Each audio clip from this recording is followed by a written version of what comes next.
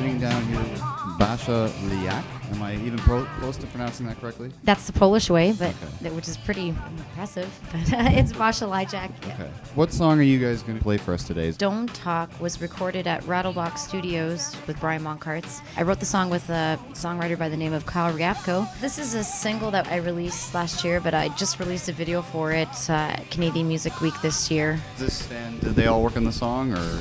No, not on that song. Well, Ron was on that song, my guitar player, but Glenn Nash was on drums and Dave Perot played bass. So what can you tell me about this current lineup? Being a solo artist, it's hard because you have to find musicians that, suit your music. I'm lucky enough to have these wonderful guys joining me.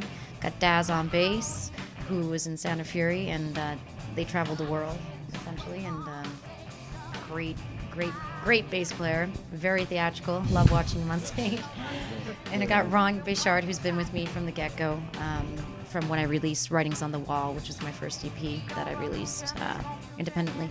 And on drums, Dale Harrison from the Headstones, with Pat Kelly, who's doing the keyboards and backup vocals. So the song will be, I guess it's only EP, or will it be on like a future album? Don't Talk was released as a single. So what I'm doing now is just releasing singles at the time, because pressing product when no one's really buying product, just releasing singles and putting them online and selling them digitally. Well, with the internet age, it's kind of like gone back to maybe the early 60s when it was basically singles and albums were just like secondary That's right. to that. Would you agree with the that? whole business has changed. Work with what you have. You can distribute your own material if you want by yourself. You can record it yourself. Most definitely. But with the way the industry is rolling, like Ron was saying, I mean, releasing singles just sounds and seems more like the safest way to go now. It's also a way to generate hype, release something, give them a teaser, and then build the hype. Just communicate with your fans in every way possible. And Exactly. all the different ways And that's you just can do it. It's that personal relationship now that you can actually have with your fans that was lost.